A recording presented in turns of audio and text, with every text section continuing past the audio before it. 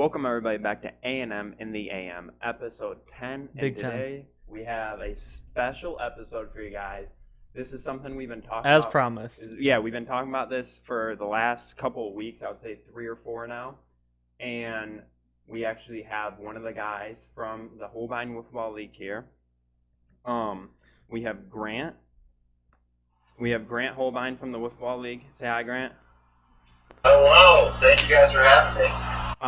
He is currently on his way to Chicago, so we had to do a call-in. He was kind enough to call on the road. Yeah, luckily we were able to get him in, so we're happy about that. Yes. So we just basically wanted to ask you a couple questions about the league, like how did you guys start? Because you guys started in 2013, I saw. Like, how did you guys come up with this idea, and like how did you get it like off the ground and everything? Yeah, so before I get into it, I just want to say thank you for having me on the podcast. Long-time listener, first-time caller. Excited to be on the Buds podcast. You're actually the first caller we've ever had, so. I was wondering about that. You got to start somewhere. Okay, so yeah, we started it in 2013. It really was just my brother Blake and I, and Hunter was pretty young at that time. He was our youngest brother. Yeah. I don't know, 2013, I was a junior in high school, and my brother and I kind of always had this idea of, like, it'd be really fun to start a league, because we played football like any other kid growing up, never, like, in a league, but we just tried to play with our friends and neighbors. Okay. So, we bought that house that we're currently playing in. Yeah. I was a junior, and we asked the guy, we're like, hey, if we buy this house, would it be alright if we built a football field on this lot next to it? And I don't know if he like thought we were joking or didn't realize we were serious, but he's like, yeah, for sure, go ahead, do whatever you want. So we're like, okay, we will. So we like in the summer after junior year, we kind of just went around town and found like stuff that we could build the field with, bought some PVC pipes, we like made all the dimensions, built the foul poles, built the strike zone, and just like found fence places and built the field. And like LCS gave us their own bags that they had on the field. Okay. So we had everything we needed. It looked pretty janky, but we had like 6 teams. It was really just pretty small scale and a lot of fun. Mostly LCS games. Right. And through the years, obviously, it's grown to 14 teams now. What you guys see today. Yeah, I was gonna. That's kind of the origin. Yeah, I was gonna say it's at 14 teams, and I've like looked through the Instagram obviously, and I've seen like what it looked like at the beginning, and like what it looks like at the beginning compared to now. It's just amazing. Yeah, that's what I was definitely gonna say. Is like you said, it looked janky at the beginning. It definitely doesn't look now. Doesn't look like that now. Like, cause you guys for like the strike zone and everything, you have your own like the the plastic thing that says like Hohlbein Wiffle League and everything, and then the netting behind it. So I mean, you guys really invested a lot into it over these past 7 years. Yeah, I feel like each year we try to just like one up the last year, do something a little bit better. Like we got the scoreboard this year, things like that. Is the scoreboard new this year? Yeah, that's brand new this year. And we had never done night games either until this year, so that was new. I mean, because usually the Peckers, the team my friends are on, usually they end up playing some of the night games, and those games suck because of the mosquitoes. Oh, I know. That has definitely been an issue. I don't like. Maybe we need to start supplying bug spray or something. I mean, it's not. Hopefully the Packers don't have any more night. I hope they don't have any more night games. I'm not sure. I think they play a lot of midday games now, but I mean the mosquitoes aren't anything you can control. I was gonna say they're everywhere. Yeah, and night games bring a cool dynamic. That's what I was gonna say. I mean, I remember back then when Brendan and I would used to try to play wiffle ball at night at his house. We'd have to get like glow in the dark balls and stuff. It was nothing near these lights and everything. And like I know that first week, the Peckers, they were the last game of the night, and it's like them being their first game. That was the first time I'd ever been to one of the games, and it was really cool because the game ended and it was a game-ending triple play. So it was just really cool for. Yeah. Yeah, it was just really being nighttime, having the lights on, and then just that having be that dynamic, it was just really cool. Good. I'm glad you guys like it. We're hoping that was kind of a fun atmosphere. Oh no, it was. And then like I know even the scoreboard, that kind of involves the fans that come. That I feel like that involves the fans more because they can keep track of the score, the ending, and who's home, who's away. I know you guys were doing the score quite a bit when you were game. I appreciate it. Yeah, I definitely messed up a few times, but it's all right. Yeah, we've been helping how we could. I know I've been doing the gun for them when they need it because I mean they're a smaller team anyways, so for them to have someone run gun and be batting and everything, it's hard for them. Which yeah, we might have to go like talk about that, the radar gun and stuff. Like You can go ahead. no, I mean like how did you guys think about making that a rule? Yeah, so that's a good question. So the first few years there was no radar gun, and it was a very pitcher dominated thing, like most football leagues are. Yeah, very pitcher dominated. Yeah. Yeah, like I don't know if you're familiar with the MLW. They're a pretty big football league. We've watched a couple, like just in our spare time when we're just sitting around. We've watched a couple wiffle ball leagues, and it seemed like they're pitcher dominant because you don't see the hitting stats, like, and the fields are a lot smaller. And I feel like your guys' field is perfectly sized. The hitting and pitching is almost balanced in a way because, like, the one of the games the Peckers played, it was 1-0, and I was like, I don't think that's like a common thing you see in this. Yeah. So that was like we wanted to make it as balanced as possible. We didn't want it to just be pure, like you're either striking out or you're getting a walk. Yeah. And we like to see plays in this field. We think that's kind of fun, and a lot of leagues don't really do that. So the speed gun kind of came out because in the beginning we would have guys that would pitch, and they would throw as hard as they possibly could every at bat, whether or not they were walking someone or not. So most of our games, they were like the runs that you walked in. It was really, really hard to ever like get a hit because you're not going to touch it. Either you're going to strike out or you're going to walk. Yeah. Like it's so close to be throwing that hard. So we started realizing that people like wouldn't adjust on their own, and it wasn't really that fun. So we wanted to make it more fun. So the speed gun, like 1 year we did a subjective speed cap where we had one person who was umpiring, and they would just be like, "Hey, I think that was too fast. Like that's just a ball." And imagine the pushback we did. Yeah, I can imagine the confrontation coming from teams. Because Yeah, go ahead. I feel like the players already get upset with some of the umping that goes on anyways, especially with that last game I watched against the D's Whiffs and the Packers. It seemed like D's Whiffs were getting kind of upset with some of the umping that was going on. Yeah, I would say this, D's Whiffs is notoriously the worst team to umpire. I could tell. I saw a little argument that happened between I think it was Blake and Jesse. They got in a little argument. It's just because Jesse's intense in anything he does. Yeah. Yeah, I love Jesse. I know it's all good fun and we're having fun. Oh yeah. I wouldn't be surprised if Jesse gets costume for game this year. That'd be fun to see. Oh, I'd actually like to be there for that. That'd be fun to see. I could definitely see that. Yeah, I really want to toss him. I want to be the one. So yeah. Oh, go ahead. Yeah. It's a subjective thing, and like we said, you get a lot of people upset, and so then we were like, we need to just buy a speed gun, so at least we have some type of objective standard that like you went over this mile per hour on the gun, that means it's a ball, and it's not somebody just eye testing it. Yeah. So that's what happened. I do think that it's created more offense in the league, which kind of separates our team from other teams.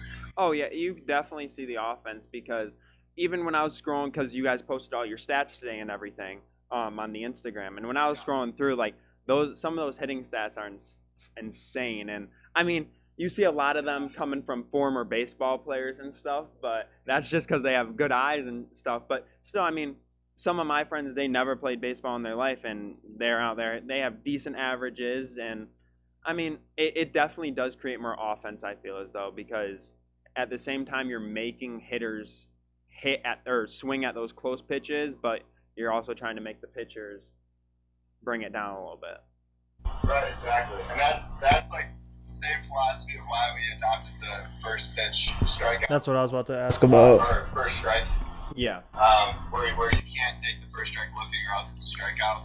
Because it forces people to be aggressive at the plate, at least for one pitch. Yeah, I like that because sometimes a pitcher can or a hitter can just sit there in the whole time and not take a swing at one pitch and get walked when maybe he could have taken a swing and it could like clip the corner, which is another thing I wanted to talk about because the square you guys have, even if it hits the PVC piping like a little bit, it's a strike, which I like because that makes the batters have to be a little bit more aggressive because the pitchers could get lucky and like nick that PVC piping. Right, yeah, exactly. And it's nice that you don't have to deal with someone calling balls and strikes. It's just automatic. You hear it, you see it. Yeah. So, on top of that, the first pitch, isn't it? It's 5 balls to walk, correct? Right. Yep. Okay. 5 balls. Has it always been 5 balls, or is that something that's changed over time too? That rule has always taken place. It's always been 5 balls. Okay. So that hasn't changed. And it's kind of funny. You can see some people they'll be 4-0. It happens rarely. They'll be 4-0 and they get a first pitch strikeout. Yeah. I could imagine. I would be so pissed off if that happened. Oh yeah. Now when you guys started, did you guys look at other leagues that were like around and try to like adapt to their standards, or did you kind of just start it and create your own rules? Yeah, we did. We kind of just looked at other leagues and pulled some of the rules we liked, and ditched the ones we didn't like. My brother liked a lot of that research, honestly. Mm-hmm. But like the cheap line, that was something we took from another league. That's the rule where like it has to go past a certain line for it to be fair. Yep. And then the first pitch strikeout rule, that's a rule we took from another league as well. We have an interesting kind of tag rule when you're on third base that I don't know if have you guys heard of that rule? Yeah, where you have to like yell out tag before you like when the ball's in the air or like when it's caught or whatever. Correct, before they can run. Yeah. So I didn't heard about that. No. after they catch it, and if the person yells tag, then they can throw it towards the strike zone, and if they hit the strike zone at all, then the person's out. Okay. And then if they hit the backstop before the person hits home, then the person's frozen at third, so they have to go back to third. So that's kind of a unique one. Oh yeah, that's Catcher. a lot different. Kind of fun. And is that how? So for the force out at home, isn't it the same way that the ball has to hit the strike zone for them to be out? Yeah. So strike zone works like a catcher if it's a force at home. Yeah. So you can hit the strike zone off the bounds, in the air, whatever, and if it hits that before they hit home, they're out. Yep. Okay, that's what I thought. So now, I mean, moving more into this year, I knew it was kind of iffy if the season was even going to happen with Corona and everything. So, a lot of things I've been seeing is have some teams dropped out of this year? Because I've been paying attention to kind of like the standings and everything, and I see like Abusement Park and maybe Buttered Wiffles, like, are they out of the league or whatever? Because I saw like forfeit by their names and stuff. Yeah, so Amusement Park has been, so they have like all baseball players on their team, and we did not think they were going to be having like a summer season. Yeah. And now they are having a summer season, which is awesome, but has created a lot of scheduling conflicts. So they're not dropping out of the league, and at least I really hope that they don't. From what I know, they have not dropped out of the league. Okay. But yeah, we were anticipating them to be there for the last 2 games, and we got like a call a few hours before they were going to make it. So they're still scheduled to keep playing. Hopefully they don't forfeit anymore. And then Buttered Wiffles, they forfeited that one game, and that was kind of out of nowhere. And they just had a lot of conflicts between the whole roster. Yeah, They're still in. The Amusement Park I'm a little worried about. But yeah, because I remember when they played the Packers, their last guy showed up like 5 minutes before the game. Yeah. And I know the Packers they've been even having some problems with scheduling because like I know one of the kid he does summer league baseball too, and then Royce, he's going into the military now, so he's been having to meet with his recruiter and stuff, and then he went back to work, obviously. And the last game they played, literally the Zach showed up a minute before the game started, and he had to play the first inning in his baseball uniform and stuff still. But we were literally sitting there because we all showed up like 30 minutes before it started, and we were sitting there. We were just like following him on Snap Maps, seeing where he was. We were like, okay. That's so We were like, he's like in Tecumseh on 52. What? You got there in time. From what I heard. Yeah, no, he got there a minute before it started, and we kept asking him. We were like, can we push it back? Can we push it back? And it was against D's Whips, and they were like, oh yeah, take your time. They were like, we don't really. They were finishing their warm up pitches right as he pulled up. Yeah. Yeah. Well, I know. But how many people do the Packers have on the roster? Do you know? 6, I want to say, because week 1 they had 7, and then 2 guys dropped out, so then they picked up Quentin that like an hour before week 1 started. So I think they have 6. Yeah, well, I don't know. In one of your podcasts, you talked about possibly wanting to play, and I think that's definitely something we can do. You know, I was gonna wait until the end, but now that you say that, I hadn't mentioned it yet, but I might have to get with Brendan, and we might combine like a A&M Packers team and show up next year. Yeah. Oh, I like that. We might have, because like I knew this was a league and everything, and because Brendan had been talking about it to me because he was the one that created the team, and he said he had already had a full team, and then that day I was like I'll go watch him and everything, and I show up there and he's like, yeah, like 3 guys have quit. And I was like, why didn't you tell me like a couple hours ago? I would have joined. But when the season started, they had 8 guys listed. Oh, they had 8 guys, and they had 4 last game. Yeah. That's the struggle with them, and so many of their guys are busy on Saturdays and stuff, so it's hard.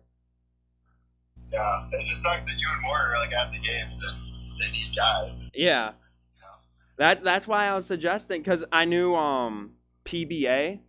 I think I saw that they had to release 2 guys, and then that there would be that waiver. And I know me and Brendan were talking. He was like, well, if they can do it, maybe I'll have to talk to like Blake, Grant, or Hudson and see if like maybe we can do it if like it starts becoming an issue with like that schedules are conflicting and stuff. So yeah, I mean if you guys wanted to either if you just pay the fee and do the waiver, then there's no reason you couldn't do it. We did it for PPA, so yeah, I mean we'll talk to Brendan, see how he feels about that.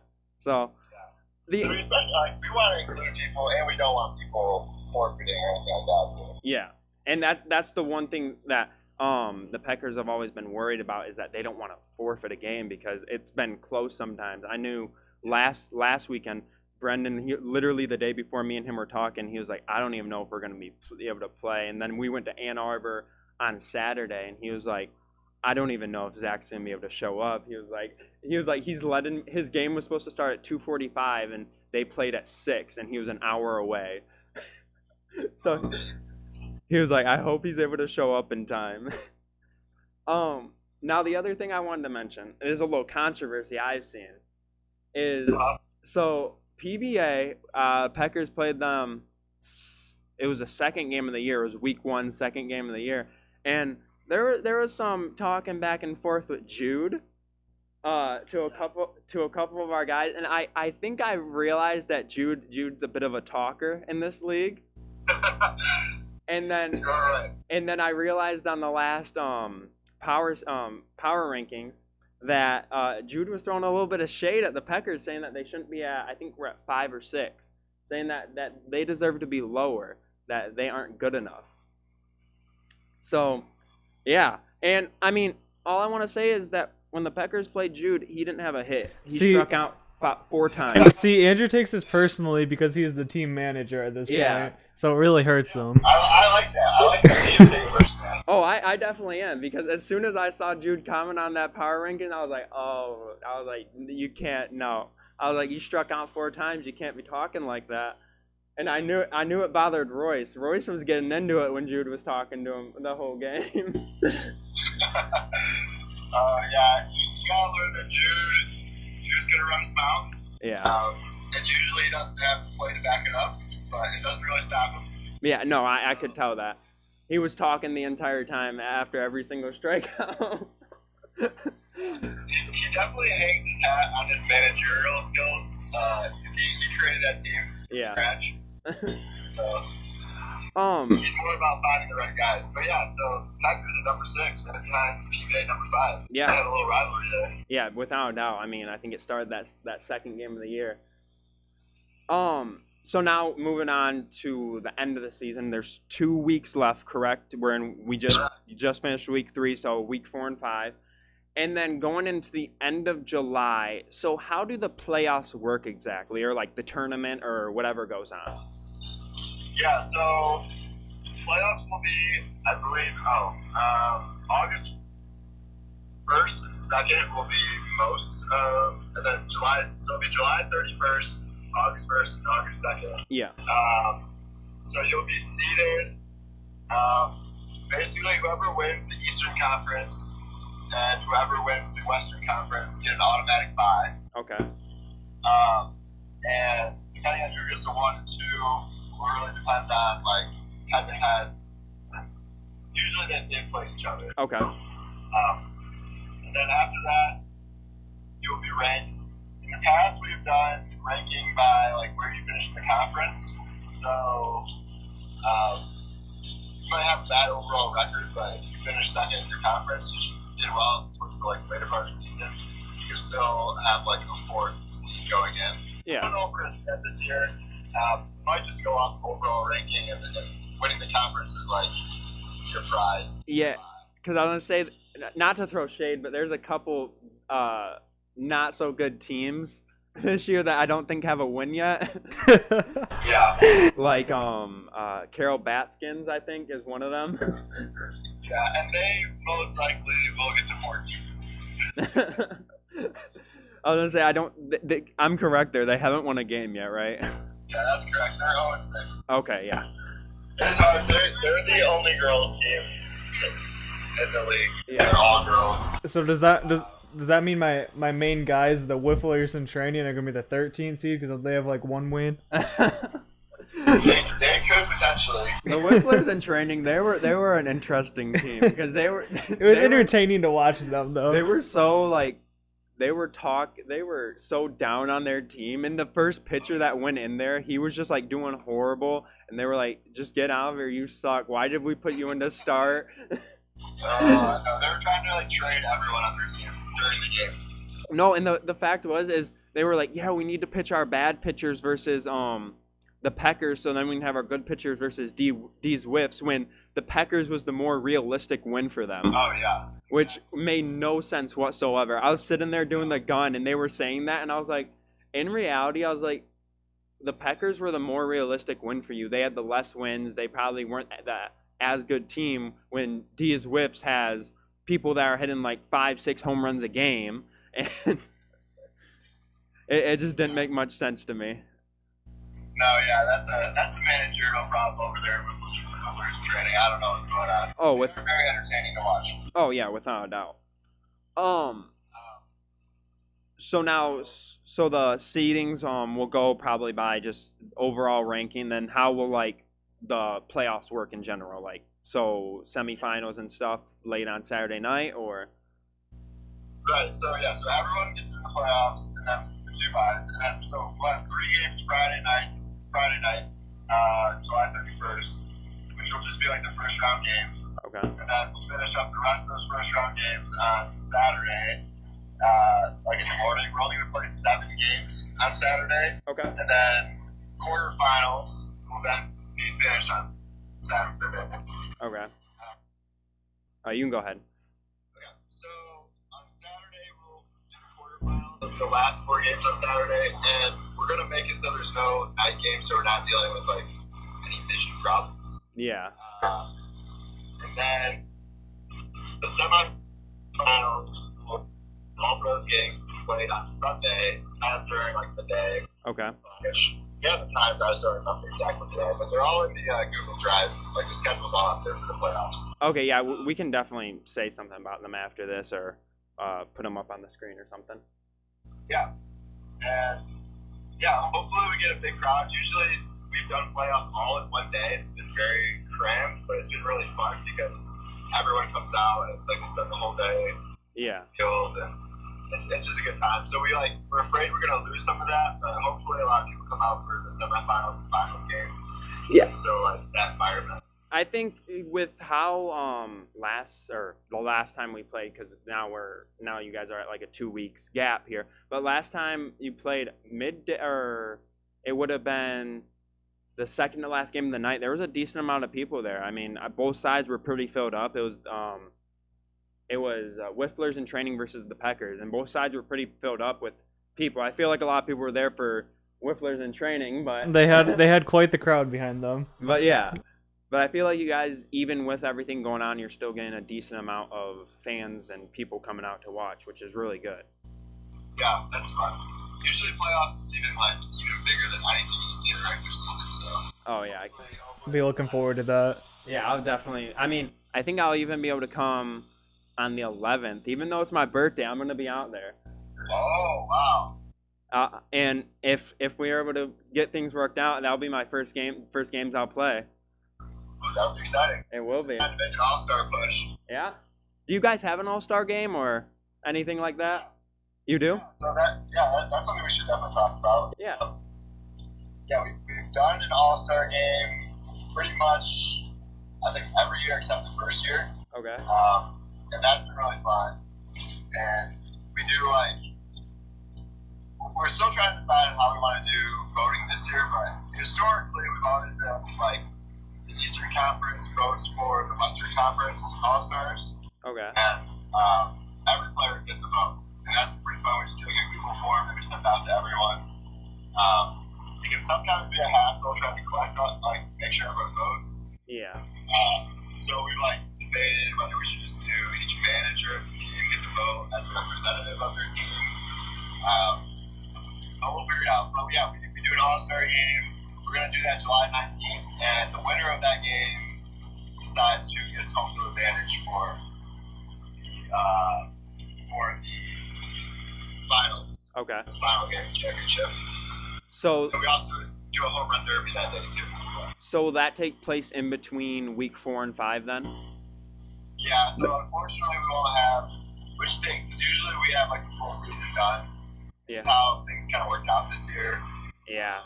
So there'll be 2 games that people won't have, so you're not getting the full picture of the player, which kind of stinks. But I mean, I feel like a lot of players have definitely already proved themselves. Yeah, the way that they're trying hard and stuff. Yeah, a lot, especially. I mean, you could even make the case for Ty being MVP this year.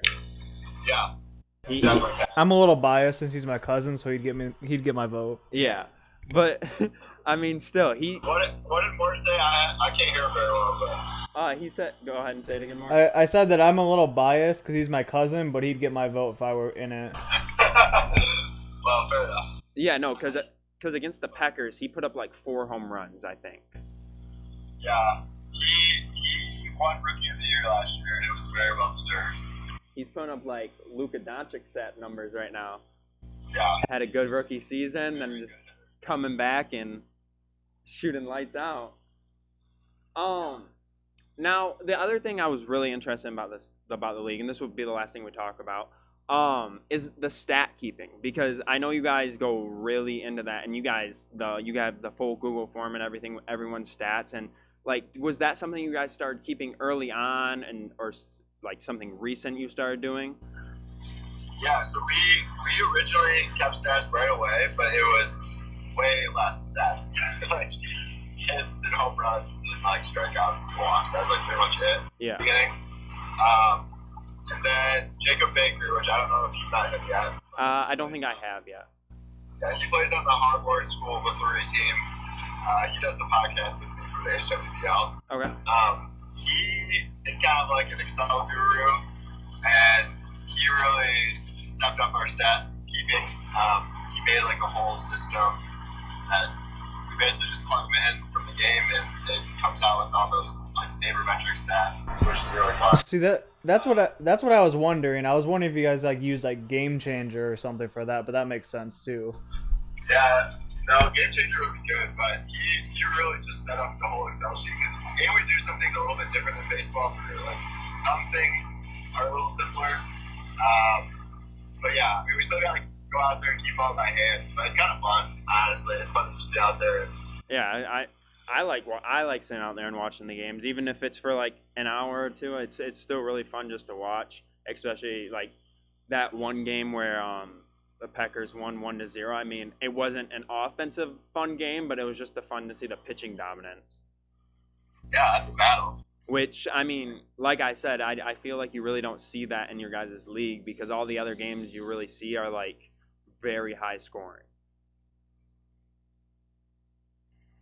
Yeah, that's fun though. Still, like a close game like that's what we're looking for. Oh yeah.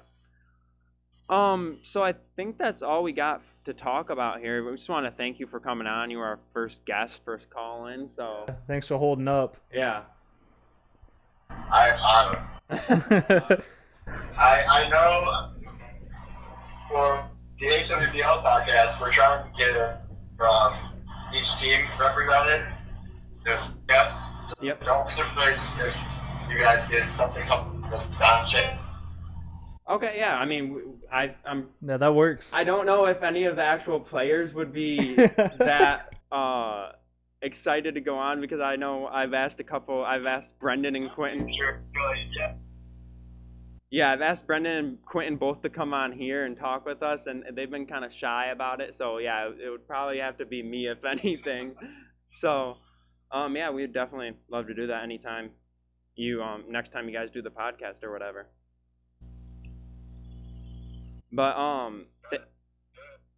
yeah. We just want to thank you for coming on, and we'll have to we'll talk to you at the next game. So. Next weekend. Yep. See you next weekend. Bye, Grant. Bye, guys. I mean, There it is. yeah, there's our first guest there. I mean, we had some difficulties. He's obviously on the road, and it was nice enough for him to even call. Cause, It's that road service. yeah, it's that road. Obviously, it's not good. I mean, there at the end, it was a little choppy, but we were still able to get I hope the audio sounded good. We tested before this with. Hopefully, if not, then I mean it's there. Yeah, it's there if it's not. I mean, at least it's a place to start. Yeah. For it. So, yeah, but it was like I said, it was nice enough for him to come on to begin with. He's going to a wedding on the 4th of July weekend. He didn't even have to call in, but come on, and he still did, which was nice enough for him. So, I don't think I got anything else to say. Do you got anything to finish off that episode? I learned some new things Yeah. that I didn't know, but And I mean, I don't know if I officially made my announcement there. I think I'm gonna have to talk to some of the players on the Packers, but I think we weaseled our way into it sounds like you're accepted with open arms. I'm accepted by without the team, but who really cares about the team when you're managing them? I'm accepted by one of the 3 commissioners of that league. So That's all you really need, to be honest. I mean, if the commissioner wants me, I'll come a running. So, but yeah, we just want to thank the Hohlbein Wiffle Ball League for coming on here and talking to us. We'll continue talking for the next. I mean, we got 4 weeks left, I guess. We got the 2 week 4 and week 5, the All-Star game and home run derby, and then the playoffs. So I can't wait for that All-Star team announcement. We might have to do a special on that. Oh, we definitely will. If I'm playing by then, if I'm able to get 10 at bats, so like my stats. If you get a 1 week All-Star appearance, then that's a splash. That's how you splash onto the scene. I don't think that would be like Rookie of the Year type stats, right? That would automatically Rookie of the Year type bid right there. But I don't know. I'm not. If anything, I'm just there so I won't get fined. So all we really have to worry about is hitting it past the line that he talked about. Just lay down a couple and punts. just hope for the best, really. Or just get walks like Quentin, because he's leading the league in walks right now with like 10. I think we mentioned it earlier in the year that the Packers were leading the league in walks. So and we also found out Quentin can pitch. Oh yeah, we found out. Yeah, last game Quentin was scared to go in. He didn't want to pitch, and we were like, just go in. We have nothing to lose. We're literally losing. What was it like? It was 15, it was 15-6 at that point. Yeah, because it was like ended up being close to like 20-10 or something. Yeah, it was 20. It ended up being like they won mercy rule or the other two. And he ended up doing okay. I think he gave up a few bombs, but he hit one of his own, so he made up for it. I think he had one shutout inning, so it was pretty good. I mean, he was scared to go in, but he figured out how well he could end up pitching, which will go go good in the long run for this team. So, yeah, I don't think we got anything else, but I mean, it was a great episode 10. It's something we've been hyping up for. I mean, it's only fitting, even like I said, if it's like quiet or something, or just kind of like a little all over the place. Yeah. I mean, at least it's a big 10 either way. Yeah, it's only fitting for us to have. Considering we tried to get a guest on week 2 or 3, and it ended up being the 10th episode that it finally happened, like that's really all that matters. And it was only fitting that we would have audio issues. So yes, that's what we're built on. Again, our first one in the studio, that was the problem. Oh, and the second one. And last episode. Okay, no, it was only last episode when you started getting passionate, okay? Other than that, it was perfectly fine. But still, I mean, we're glad to have them on. And, I mean, as a channel, I just wanted to address, as a channel, we're starting to grow a little bit more, which is pretty exciting. I know our last A&M did really well, and a couple of our budget podcasts have been starting to pick up. So, as a channel, we're starting to do really well, and we just want to thank you guys for that. We're starting to grow in subscribers. Get noticed a little bit. Yeah, getting noticed a little bit more, so we just want to thank you guys for that. And I think all I got to say is hopefully see you guys on July 11th for my debut. If that happens, I'll try to be there and record every part of it. While operating the scoreboard. I think that's all we got for you guys. Hope you guys had a good 4th of July weekend. And take it away, Bronny. Yo, shout out Andrew and more, bro.